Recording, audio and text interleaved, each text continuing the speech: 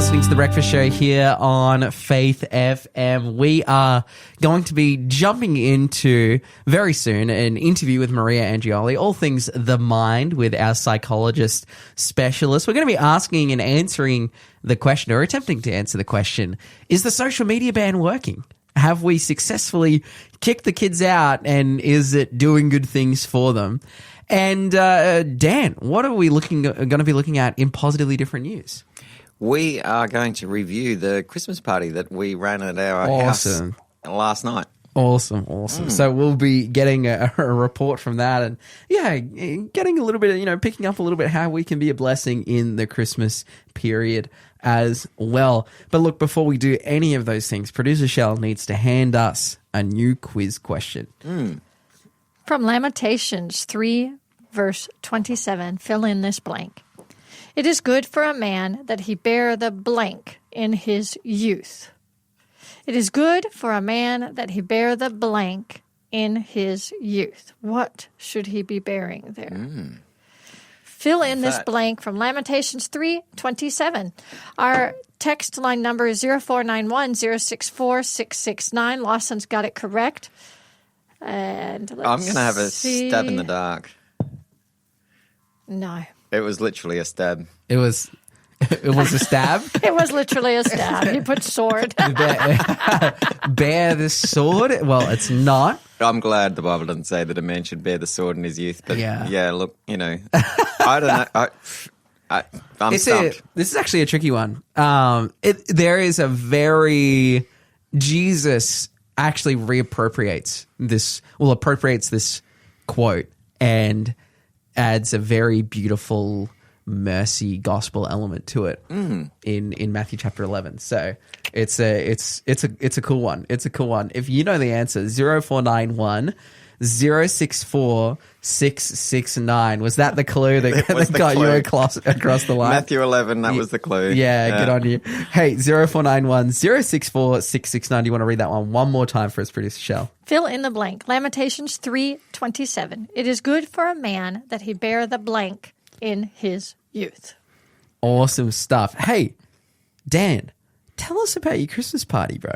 Yeah, so we invited, we made up an invitation, and we letterboxed the neighbourhood about a month ago. We sent some text messages to people as well to invite them, just to a get-together at our place, last night. And from 5 o'clock till about 8 o'clock, family-friendly, so we didn't want it to go late into the night.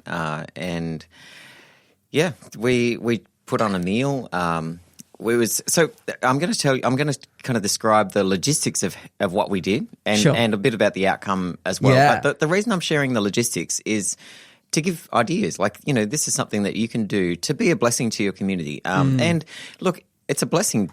It was a blessing to us. We probably got more out of it ourselves than we gave. Just connecting with our neighbourhood, knowing the community that you're living in is such a good thing. Yeah. These days we connect through social media, but connecting on the ground, in person, in your neighbourhood. We'll be talking about social media soon, but the actual connection, physical connection of a neighbourhood Christmas party is pretty cool. So we provided a lot of food. We had some friends help us with some of the food. We provided. We were following the 10 choices for a full life. Our giveaway today. We were following the principles and putting on good, healthy food. But it was, we allowed people to bring food as well. So we had a bit of a mix of what was there. But the food that we provided was all vegetarian. In fact, one of the neighbours was asking, "Oh, is this vegetarian?" Because he was wanting the vegetarian food. So yeah, awesome. That was cool. We provided drinks. Good healthy drinks, and but again, some people brought their BYO alcohol, and we didn't turn them away at the gate. But people have kind of, over the years that we've done it, got the idea that this is a family friendly thing. It's it's not a booze fest. So we also had a Christmas tree with some gifts under it, things like plants, and just people could exchange. People could bring gifts for other people to enjoy and so forth, we had some giveaways for the kids that were books with the Christmas story and activity books and that sort of thing. So there was some Bible content in the giveaways for the kids. Man, so intentional. Like I'm seeing just a great deal of intentionality. And so we got everyone together before the food came out, gave a bit of a welcome. We went around the circle. People wanted to get to know each other, so we went around the circle and everyone said what their name was, who their family was, and where they lived. So we all kind of knew where we were. There was predominantly two streets, Sandy Creek Road and one other street coming off it that people were. In fact, I think everyone was on either of those two streets, and. Yeah, so after we ran in the circle, we said grace. I said grace. Asked for a blessing on the food and on the people. Some of the people had been through some challenging times. Some people were new to the area. Some people were about to leave, so that was the kind of the formal part. The only other formal part that we had was a quiz, which we did a bit later on between the mains and dessert. Cool. My wife. Was the quiz master, and the kids really got into that. There were about 12 kids there, and they were jumping up wanting to answer the questions first and score a point for their team. We divided up everyone into whether they lived on the north or the south side of the street. And awesome. And so and there was some in the quiz. There were some secular questions. There were some Bible questions about the Christmas story as well, and about Christmas carols, and just interesting facts about Christmas and the story. So we had a Christmas tree, we had a nativity scene, this big printout that one of our friends had bought from Temu, and that was pinned up on the barn, and so we were just outside in the area between our house and the barn, and we've got a barbecue area. We call it that. It's like a gazebo, a permanent gazebo. That's a bit of an undercover area. And it started to drizzle, so we actually had to move in under that permanent gazebo, and then we set up another gazebo as well, and put a tarp over a grape trellis, so we had plenty of undercover area. Actually, it was because it was drizzling and a bit cold, which is strange for summer. We lit the fire pit. And, so we gathered around the fire, which the fireside Christmas. There's a bit of a vibe there. Very, very American. Not Australian, typical Australian feel, but there you go. Yeah. So we had a Christmas playlist going from my phone on a little outdoor portable speaker. Yeah. And some secular songs there and some spiritual songs as well. Twinkle some lights. Of the hymns. Did you have twinkle lights up? Twinkly lights. Twinkly. Sorry, I thought that was the title of a song, and I'm like thinking, no, I don't think. What's a twinkly? But yes, we did have twinkly lights. Yes, yeah, good. Yes. My wife. That's Shell's favorite feature of a party. Yes, she's looking for the twinkly lights. Yeah. I love twinkly lights. Yeah. So and we encouraged people to bring their swimmers and use the pool. It was a cool night last night, and but the kids all jumped in the pool. Well, not all the kids, but a lot of the kids jumped in the pool and then ran back to the fire pit to warm up, and then back in the pool. That's classic. That's awesome. We really want to have a sauna on our poolside, and we're started the process of You're putting making a some sauna. plans. Yeah, That's but awesome. It's not there yet. Anyway, that would make for a good element to next year's Christmas party, I think. But people were all... Next year is like sweltering hot. Yeah. It's like 40 degrees. Hey guys, anyone want to jump in the sauna right now? So people were all very appreciative. Just the connection, the friendships, the community and support for each other. Lots of appreciative comments. One woman actually was asking about our faith community and just wanting to connect with a faith community new to the area and hadn't really connected, and so she was asking questions that we actually thought, you know what, we're going to share The Great Controversy, quite a big book. Yeah. So it's not the typical Christmas gift book, but it was appropriate for her questions, and she was really grateful to get that book. We're pretty keen to keep doing this every year. We've been doing it every year for about 4 or 5 years. 5 years, I think. So, it's been great for getting to know the community. Oh, there's another thing we did actually for the kids. We had pony rides, and we dressed up our dog and our pony in Christmas attire, like antlers or something. I think antlers on the pony's head, and a Christmas decoration around the dog's neck, and just a really fun Christmas vibe, and So another thing that I've done in the past, and this is just giving people ideas of how you can reach your community with the spirit and the community and the love of Christmas and the biblical message of Christmas. Something that we've done in the past several times is to go around singing Christmas carols around the neighbourhoods, giving gifts. Yeah. Yeah. And have you ever done that, Lawson? I've never done it before. Not like that. No. And not going so like this is street completely to street. separate to what we're doing. It wouldn't work in a rural neighbourhood where we are, but living in town, living in the city or something like that, going around the neighbourhoods, the suburbs, just singing Christmas carols, and people come out and love hearing the Christmas carols and interacting. We give them a gift, whether it be a book or some sweets for the kids or whatever it is, and they'll often go, "Oh, we haven't got anything, but let me just go get some money." And not that we're after money, but Hey guys, Christmas Christmas present money increaser idea. Like, hey, if you need some funds at Christmas, if you're trying to afford Christmas presents, this is not this is not a typical Aussie thing to do. I think street caroling is done more in the States and in Europe. Producer Shell, have you ever been involved in street caroling? I have. I think I've only done the door-to-door thing once. Wisconsin's pretty cold on the 25th, around, mid-December or whatever. It's pretty cold. But we've done, like, nursing home caroling. Nice. So we'll organize to go. When I was young and in like, our club thing, we would go to nursing homes every year and, do caroling at all of the different nursing homes. Yeah, nice.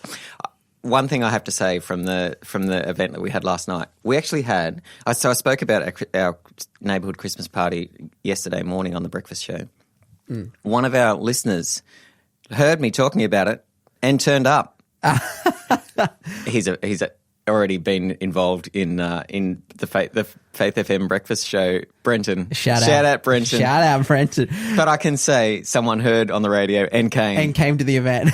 Not because they heard on the radio. But he was listening yesterday. That's awesome. I mean, I'd claim it. As we're going to put it on as statistics for Faith FM, community engagement. But look, no, that's incredible. I can see that there's very much a high level of intentionality here and using the opportunity that God's given you to reach the people around you. That's awesome. And to give them the sense that, hey, this is who we are as Christians. We love you. God loves you, and come and be a part of our lives. Dude, that's awesome. That's incredible. And we really want to encourage everyone who's listening. Hey, go and either go to a Christmas party and be a blessing or host one yourself. That's amazing. You're listening to the Breakfast Show podcast on Faith FM. Positively different. And we need a quiz answer. Please produce Shell. So our fill-in-the-blank answer. It is good for a man that he bear the yoke, which was our blank, in his youth. It is good for a man that he bear his yoke in blah, blah, blah. That he bear the yoke in his youth. No, we got it. Blah, blah, blah, blah. We're feeling it this morning. No, that's a cool verse. I mean, to bear the yoke in your youth, the references to cows that bear yokes to plow the grain and whatnot, and saying, hey, as a young person, like, take on some responsibility, pull your weight. I love that. Go and get to work. I feel that this passage is not about that. I think it is. I think that it's just not being lived out in parenting and in this current time and generation. We let kids get have away the with easy everything. life. They don't have any responsibilities or chores, and they're just completely looked after. And they're not bearing any responsibilities. It's actually a good point, because the person who says that he's going to lighten the yoke is Jesus. And you could, it's hard to make a comparison, because maybe Jesus is talking about something different than what Lamentations is talking about. But I think this is smartly appropriated by Jesus here when he says, hey, look, if you come to me, if you live a life with me, the yoke that I give you is actually easier than the yoke that you'll find out in the world. But the message through all of it is, hey, get to work, put a yoke on and be involved. Hey, do we need a quiz question now? Are we finding another quiz question? No, we're being grateful and humbled and happy with that answer. We'll pick it up in the next hour.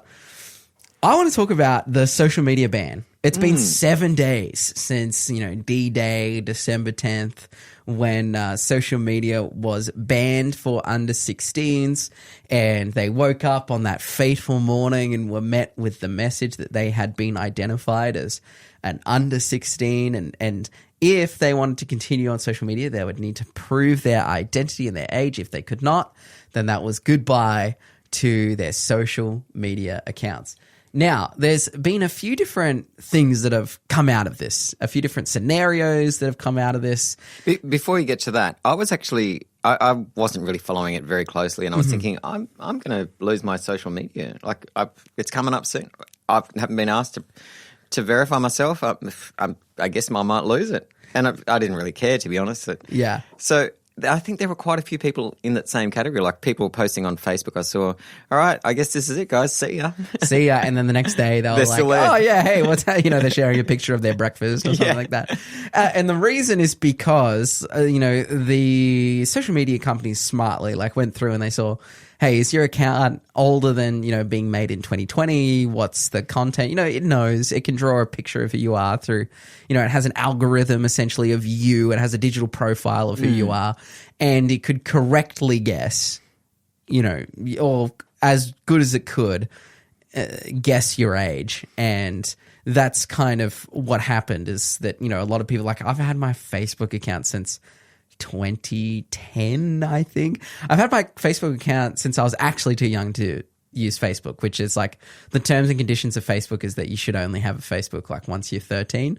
I had a Facebook account when I was 11, I think, and I faked my age when I was 11 until eventually I turned 13, and that was a couple years later. And then so with a 15-year-old Facebook account, I think a 12-year-old Instagram account, it wasn't going to have a problem and kick me off. I think my YouTube account and then with a profile the picture with lots of facial hair, with a beard and life update. I just got married. It's not gonna kick me off. But there was quite a few young people who got kicked off. Now the question is, was this effective, and will this be sustainable long term? Sustainably effective long term. Now there's been a few things that has happened. Firstly, the gaming of the system that is age verification. Now, what a bunch of apps are using are an AI age verifying, software, and the youth have immediately found ways to just straight up circumvent that, defraud it, which, we were talking about using VPNs and that kind of thing, but if they target an account that's based in a certain country, then a VPN doesn't necessarily work. So what do? How do you get around age verification? Now, the platforms as it stands, they can't force you to show an ID. So what do? They've adopted some technology that's come over from China, which is facial age recognition. And what these teens have been doing, so you can do it over and over again, and what they found is, look, on my basic face, I was deemed to be too young. So kids started buying masks. They started buying masks from Temu or from the $2 shop or whatever, of just an old person and getting through the software, even to the point where the classic, I just had it out, I think it's called the Groucher disguise, which is the glasses with the eyebrows and the mustache and the big nose. People just buying that for $5 from the $2 shop or whatever you call those things today, reject shop or whatever. I wonder if AI realizes this person, this strange looking character, is setting up lots of accounts. Yeah. But look, they just chucked one of those on and it would fail a bunch of times, but after 35 times of scanning their face, eventually the AI would just give in and just go, oh yeah, you're allowed in. So when Anthony Albanese on D-Day, on the day that it got banned, the Australian government, Anthony Albanese, they put up their post of now social media companies have kicked in their software to, verify age, but also, kick off these teens and whatever. There was just like thousands of comments underneath the post of like, haha, I'm 16 and still on social media. Like, haha, you failed to catch me. Haha. Like, which was a pretty awkward, and the government admitted, yeah, it's been a bit of a bumpy rollout. So firstly, like in terms of the major social media companies, people are finding ways to circumvent this using masks or whatever it may be. There's one that I saw where people were like filming video games with, adult faces in it, or filming, like taking pictures of YouTube videos with adult faces on it, and like the requirements are like, look at the camera, and people looking at the camera, and then it's like, open your mouth, and people just finding a spot in the video where the mouth's open of this person. And then it's like, oh yeah, okay, sweet. You're an adult human, and then just like getting let in. So the software right now is not doing its job. Now, this is a problem for the social media companies because it's not now the government's responsibility to refine this software, these programs. It's the company's responsibility, and if they don't, they get fined $50 million. So they'll have to get back to the drawing board and find a way to get these kids off, or they'll be liable for fines. And this is where... So if Facebook was to let one under 16, like one 15-and-a-half-year-old kid on, it's a $50 million fine per user, per instance of being caught? I'm not sure if it's per breach, but it's like if you're seen to be breached at that time, then the fine applies to you. Interesting. So, which is hard, man. Yeah. Like I don't want to say that I feel for multi-billion-dollar international, corporations that are social media sites. But if you're a startup social media company, that's a huge hurdle to tackle. So this is the next thing is that.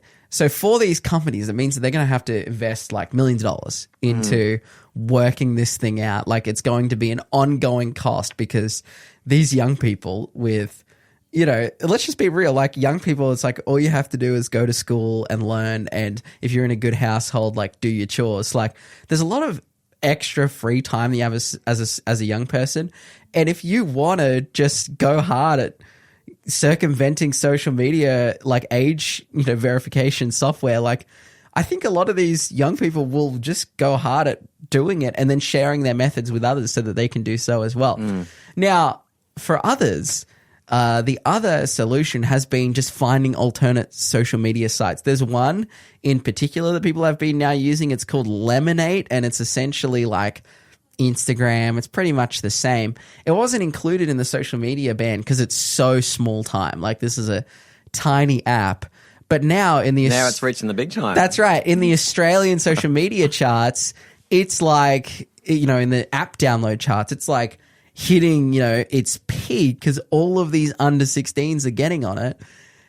Because of this, if it sustains that growth, it will then be adopted into the fold of the software. Now, this particular app, I can imagine, is like a small tech startup. And if they're now hit with the threat of a $50 million fine or the necessity to spend millions of dollars applying and implementing age verification, facial recognition software, it'll just bankrupt the company. So this is now leading to, so we're seeing for the big companies, they're having to do this. For the small companies, they're at risk of having to do this. And for some of the companies that were named in the social media ban, they're just appealing to the high courts. They're just trying to get out of it. Reddit in particular is saying, please don't classify us as a social media. Please don't classify us as this. Please let us off the hook. We don't want to have to go through this because they're feeling as though, look, we don't have the ability to and the infrastructure to be able to keep up with this and sustain this to not get fined $50 million. So what this could ultimately lead to. All the social media companies would be wanting the government to solve it. Is that where you're going? Okay, so this is two solutions. Yeah. Firstly, the government just says, okay, you have to provide a legitimate ID. To get on. The government ID. Which is the ending, which is like less privacy. Yeah. And that's what a lot of Australians feared was going to happen, which it was calmed in the wake of, oh no, there won't be any requirements to check ID. So that's one solution. The other solution is all the social media companies go, we're done with Australia, we don't care anymore, and we're out. and they just leave and they just switch it. You know, for Australia, the Australian market, they just switch it off. Now the question is, would that be the worst thing ever? Probably not. Maybe not. Maybe this is the thing that Australia needs, you know, in the face of misinformation and how it's all got. Maybe this is what Australia needs. You're listening to the Breakfast Show podcast on Faith FM. Positively different.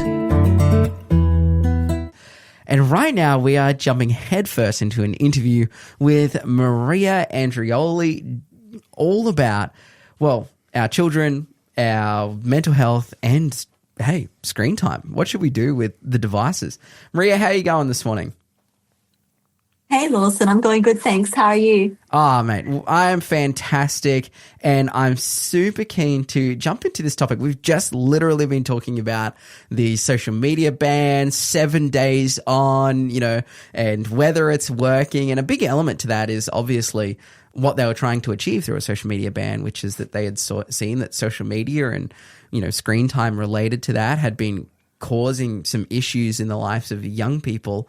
But now we are here to get your take and your perspective on, young people, screen time, the effects of it, and even on us today. You know, what should we be understanding about this? Where should we be thinking? Where should we be going? Yeah, absolutely. I mean, screen time, we know, does affect children differently, you know, depending on the type of screen time, the context. So, like, I don't think it's fair to just say all screen time is bad. Sure. But we certainly do know that screen time does causes a lot of problems. And that's, I suppose, a big part of the reason for the social media ban. And, you know, some of those problems specifically show that, like, too much screen time, or not just like too much, but high stimulation screen time, which is like that rapid, fast pace, constant switching screen time, is linked with higher anxiety. Kids struggle with managing their emotions, struggling with sleep, struggle with attention and focus, and just difficulty starting tasks in general is some of the main things that we see with these kids. So where would you find something like that? And how can you really spot the difference between what you'd call, you know, just average dull screen time and high, you know, rapid, high intensity? How can you spot that? Yeah, for sure. Look, I'll give you a number of key differences and, like, maybe some examples as well. So one of the things is, like, the content speed. So when we've got that fast content, this is like really tapping into our brain's dopamine systems and can really cause a lot of issues if we're using too much. Do you mean TikTok, by, like, length of YouTube time? Shorts. Okay, yeah. No, fast switching. Yeah. Okay, Yeah. Shorts. Yeah. Fast-paced content, rapid switching, really high-intensity action video games as well. It's definitely affecting differently, say, to a slow 30-minute episode of Bluey, you know, which is a lot, like, slower and calmer. Okay. And doesn't tend to dysregulate kids as much, Sure. Okay. So this is where we're essentially, in terms of content, we're saying there's like a health scale. We're kind of looking at this like eating food or something like that. We've got like the the health star rating. That's right. We've got like quick release junk food, you know, sweets on one side that's like smashing you and ruining your life, and then something more substantial, like a more of like a healthy meal kind of style of content. And you're saying, there's a definite difference in that, and the effects on the children themselves is different. What would you say are like the real noticeable different effects as a result of consuming different content? Yeah, well, look, I suppose with that really fast-paced content, it is tapping heavily into the brain's dopamine system, which is related to addictive tendencies. So kids who are consuming, look, honestly, a lot of the families that I see, a lot of the children that I work with, I've heard some stories of parents, you know, describing what their kids are like after just sitting, you know, switching between Roblox games for like hours, or like switching between TikTok. And they've shown me videos as well. And the children are, you know, having what we describe as meltdowns, and they just look so dysregulated. It's, I've seen the effects of it firsthand, you know, troubles managing their emotions, trouble focusing afterwards, high anxiety, high irritability. These are some of the problems that we're seeing with like excessive use of this type of content. Yeah, which is, I mean, it seems as though children are the most susceptible because that's what they're seeking the most. I think the older you get, the less you try to seek things that are maybe that high intensity or high action or whatever. You know, I know that my newsfeed for the last, or my social media use or, you know, screen time for the last couple of days has been revolved around reading the news because of what happened on Sunday. Yeah. And yeah, definitely less of what you're saying, which is, you know, really attractive to young people. So what can we do then? Because if it's like, is this content everywhere? Is there a necessity just to say, hey, just, you know, throw YouTube in the bin, throw the phone in the bin? Like what can we actually do to strategically manage something like this and make the wise choices? Yeah, look, so there's actually some research that shows some kind of screen time for kids can actually be helpful, which is counterintuitive considering everything I've just said. But one example is called co-viewing, right? So when parents are actually watching things with their kids, and it's like a very intentional bonding activity, we actually see improvements in language development and emotional regulation.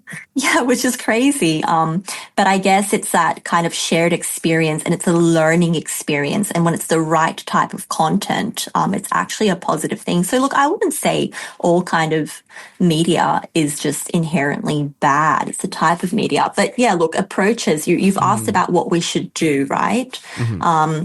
So I don't think we should get rid of it completely. In fact, the research shows that authoritarian or restrictive parenting styles when it comes to managing screen time actually just leads to more screen time use, lying, and more problematic screen time use when that child grows up. So it's not helpful to just be extremely authoritarian, but actually, you know, to be quite collaborative with the child, really educating them on the why. You know, why are screens bad for you? Not in a lecture style way, but just in a purely educational, conversational way. Modeling to the child what healthy screen time use is. You know, kids mimic our habits. If we tell them to get off their games, but we're constantly scrolling on our phones, you can understand why that would backfire. Set boundaries with kids. You have things like creative discuss where. Yeah. Hey, we're just having a little bit of trouble with the connection there, but I can hear what's coming through in terms of setting boundaries with children. I mean, that's like one of the great keys to being a good parent. I'd love you to speak to this for us, Dan, as a parent of kids in the age range of high susceptibility to screen time and whatnot. What does that look like in your household? Yeah, so it's a definite issue and temptation. What we find is that the best thing to control it is to provide alternatives, to provide other things to do and to engage with our kids, you know, as parents, spend time with them doing other things. And we homeschool our kids, and you know we're on property, so there's plenty of time that we have with our kids around, and plenty of things to do on our property as well. So that gives us a bit more scope to to provide healthy alternatives to to just sitting in front of a screen. Yeah, I liked what. All Maria, right, thanks. Oh, Maria, you're there with us? Yeah, I'm back. Yeah, awesome. We just had a small drop out of that. I just want to say, we just had Dan sharing about providing alternatives and whatnot in the space of, curbing screen time instead of maybe the heavy authoritarian hand. It's, hey, can we provide something different to do something different? I really liked what you suggested, Maria, in terms of turning it into a collaborative activity, because I can think back to my childhood and the moments of like watching things with my parents. And so inherently there came a type of, moderating of the content and making sure it was wholesome because they were there. But I can also say that it was like the most enjoyable time in front of screens. Oh, beautiful. Because it was like, you do it together with your family and there's something actually wholesome about it, and you get your fix without needing to go overboard, and you can, as parents, you can make sure the content's good. So actually, like, that's a cool, it's a really cool suggestion because it's in the area, not necessarily of a complete denial or a declining against screens altogether, but saying, hey, let's do it together and make it safer. That's awesome. My kids like to have movie nights together as a family. Yeah. So yeah, I hear that as a good, to proactively do that is good. Yeah, that's awesome. Now, you were speaking about, Maria, boundaries. This is kind of the next step in that space, setting boundaries with the children. What does that look like?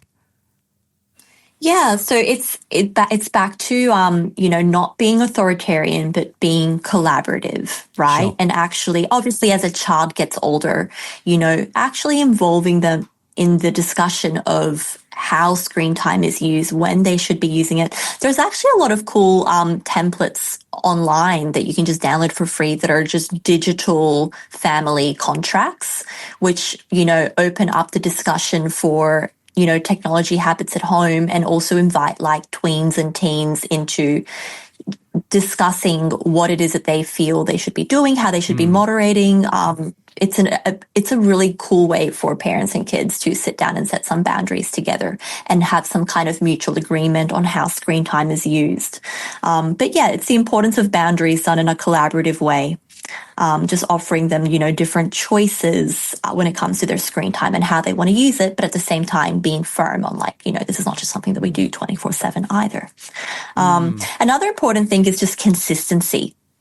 So I guess being quite proactive in how we allow our kids to use screens, not reactive, having some kind of perhaps set schedule. I know, for example, in my household, I have, and this is, our choice, it's what works for us, might not work for every family, but we have one specific day per week where the kids are allowed to use screens for a couple of hours. And the reason I've picked just one specific day is because they know it's that day. It's been that way for years, and they're not going to be constantly asking me on the other days. Yeah. And it works because it's so consistent. They know exactly what to expect. We're on the exact same agreement. And they're not going to be constantly asking me, because I know that can be a source of frustration. It's the constant battles that some families face over when we get to use our screens. And that child's not necessarily being defiant. They might just be confused because the rules might change from day to day. Yeah. So that consistency can also just lead to a lot of peace in the household. 100%. I like that. I like that 1 day a week idea. That's a good one. You can, I think the biggest, one of the biggest draws of screens for children, it's not just like the content itself, but the social perception of, when they're going to school and hanging out with their other friends that come from families with maybe different sets of values, and there's something happening in that space that they don't get to participate in. I can imagine there's like some FOMO there, but you kind of circumvent that a little bit by saying, hey, there is something that you can do. There's some kind of connection or inclusion that you can have, but you're still, putting those appropriate boundaries and having them, up consistently as well. That's awesome. That's really cool. Yeah, for sure. I guess I want to close by asking, maybe there's a parent listening this morning that's made all the wrong choices. And I know, for me, I'm born in 1998. I kind of came through in a generation and came from parents that just threw everything at us. All the technology. They're like, oh, good, have fun, and there was definitely negative consequences that came from that. What do you suggest? Like, if they're already off track and they need to rein it back in for parents, what can you suggest to them?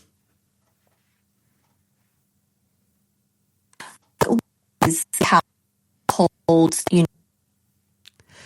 having some struggle with the connection there, producer Shell is, I think, on the case sorting that one out.